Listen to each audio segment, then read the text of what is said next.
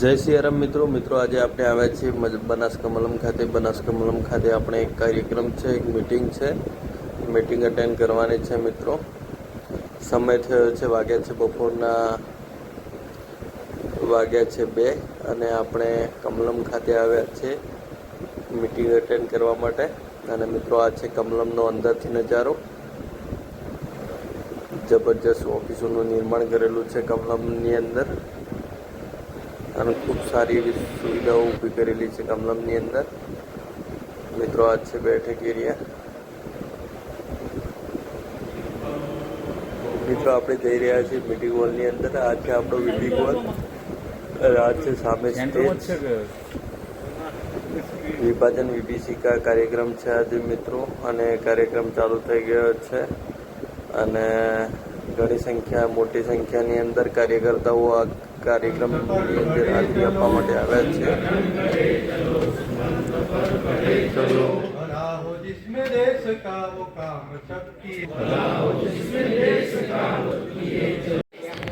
વિભાજન વિભીષિકા. સૌ આપણે આપણો મોબાઈલ બંધ રાખીશું.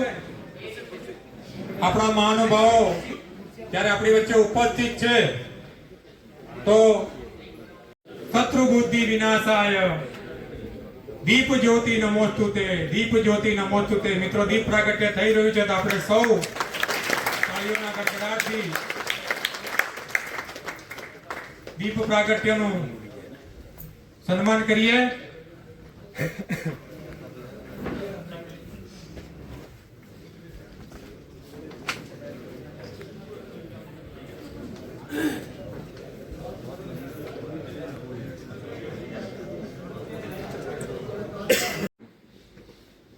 બોલો ભારત માતા કી જય. વંદે માતરમ. ભારતીય જનતા પાર્ટી બનાસકાંઠા દ્વારા આયોજિત આજના વિભાજન વિભીષિકા પ્રસંગે યોજેલા કાર્યક્રમ આપણી વચ્ચે મંચ પર બિરાજમાન ગુજરાત પ્રદેશ ભારતીય જનતા પાર્ટી ના મહામંત્રી, ગુજરાત સરકારના પૂર્વ ગૃહમંત્રી ને આજના કાર્યક્રમના મુખ્ય વક્તા આદરણીય શ્રી રજનીભાઈ પટેલ સાહેબ, દિયોદરના લોકપ્રિય ધારાસભ્ય શ્રી કેસાજી ચૌહાણ, ડીસાના લોકપ્રિય ધારાસભ્ય શ્રી પ્રવીણભાઈ માળી, પાલનપુરના લોકપ્રિય ધારાસભ્ય શ્રી અનિકેતભાઈ ઠાકર, પ્રદેશ ભારતીય જનતા પાર્ટીના મંત્રી બેન શ્રી નૌકાબેન પ્રજાપતિ, આપણા જિલ્લાના આગેવાન પૂર્વ સાંસદ, પૂર્વ ભારત સરકારના ગૃહમંત્રી શ્રી હરિભાઈ ચૌધરી, આપણા રાજ્યસભાના પૂર્વ સાંસદ શ્રી દિનેશભાઈ અનાવાડિયા, આપણા ગુજરાત સરકારના પૂર્વ મંત્રી, જિલ્લા ભાજપના પૂર્વ અધ્યક્ષ શ્રી અર્જુનભાઈ પટેલ, આપણા જિલ્લા ભાજપના પૂર્વ અધ્યક્ષ શ્રી હરેશભાઈ જાની, આપણા પૂર્વ ધારાસભ્યો શ્રી મહેશભાઈ પટેલ, શ્રી મણિલાલ વાઘેલા, શ્રી રેખાબેન ખાણેસા, આપણા રાષ્ટ્રીય પરિષદના સભ્ય શ્રી દેવજી ધૂંગ, બનાસ બેંકના ચેરમેન શ્રી દયાભાઈ પિલિયાતર, જિલ્લા પંચાયતના પૂર્વ પ્રમુખ શ્રી કુમુદબેન જોશી, શ્રી વિજયભાઈ ચક્રવર્તી, જિલ્લા ભાજપના મહામંત્રીશ્રીઓ, સૌ સન્માનીય આપણા આગેવાનશ્રીઓ, કાર્યકર્તાઓ તેમજ વિવિધ સમાજના સૌ શ્રેષ્ઠી ભાઈઓ અને બહેનો,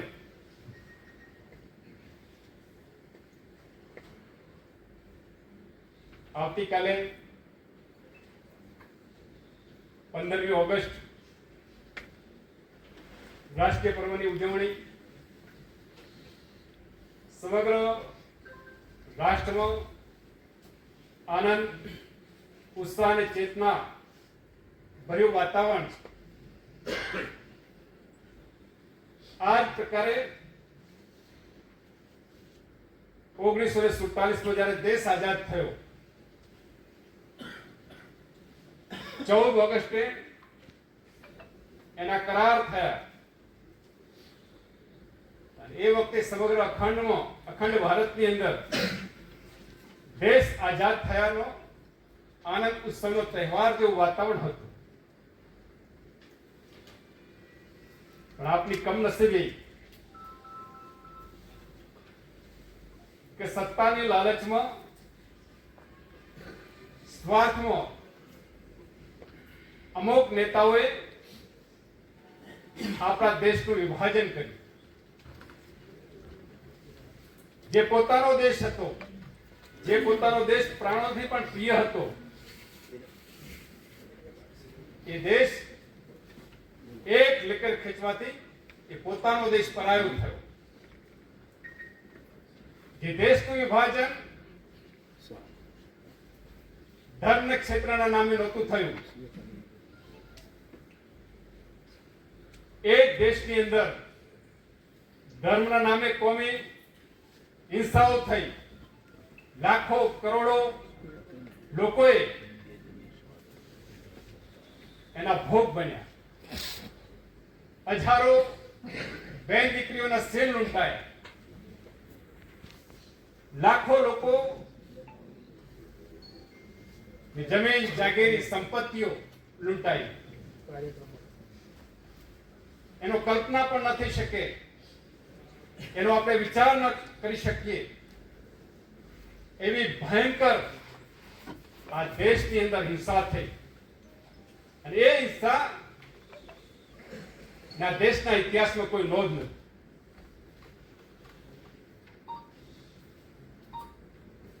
આપણે તો સરહદી વિસ્તાર સાથે જોડાયેલા છીએ.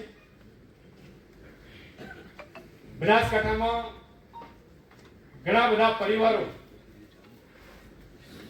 ક્ષત્રિય સમાજમાંથી હોય, દલિત સમાજમાંથી હોય, વેપારી સમુદાયમાંથી હોય, દલિત સમુદાયમાંથી હોય, એવા અસંખ્ય પરિવારો એ પોતાનું ઘર બહાર દેશ છોડી એવું કહેવાય કે પહેરા કપડે પોતાનો જીવ બચાવવા માટે, પોતાના દીકરા દીકરીઓની ઇજ્જત બચાવવા માટે રાતો રાત ત્યાંથી ઉચારા ભરીને નાસી છૂટ્યા હતા. એમાંથી તો ઘણા બધા લોકો ભારત પણ નહોતા પહોંચી શક્યા. આપણે જાણીએ છીએ કે ભારત પાકિસ્તાનની વચ્ચે રણ આવેલું છે. એ રણની અંદર ઘણા બધા લોકો પાણી વગર, ભોજન વગર પણ મોતને ભેટ્યા હતા. આપણા રૂવાટા કંપી જાય એ પ્રકારની આ કહાની. દેશના પ્રધાનમંત્રી આદરણીય શ્રી નરેન્દ્રભાઈ મોદી સાહેબ દિલ્હીની ગાદી પર બિરાજમાન થયા. જેમના રગે રગમાં દેશભક્તિ છે. દેશ માટે જેને બલિદાનો આપેલા છે, એ વીરો હોય, વીરાંગનાઓ હોય, એમના માટે એમને માન સન્માન છે. એટલા માટે આ દુઃખદ ઘટનામાં જે લોકોએ પોતાના પ્રાણોની આહુતિ આપી છે, પોતે પોતાનું પરિવાર ગુમાવ્યું છે, આવા લોકોને એક શ્રદ્ધાંજલિ આપવાનો કાર્યક્રમ વિભાજન વિભીષિકા સ્મૃતિ દિવસ તરીકે 14 ઓગસ્ટને આપણે ઉજવવાનું શરૂ કર્યું છે. અને આજના કાર્યક્રમમાં આજના આપણા મુખ્ય વક્તા આદરણીય શ્રી રજનીભાઈ પટેલ સાહેબ વિશેષ ફોકસ કરશે. આપણે એમની વાત ધ્યાનથી સાંભળીએ અને આ વાતને આપણે વધારે લોકોને શેર કરીએ.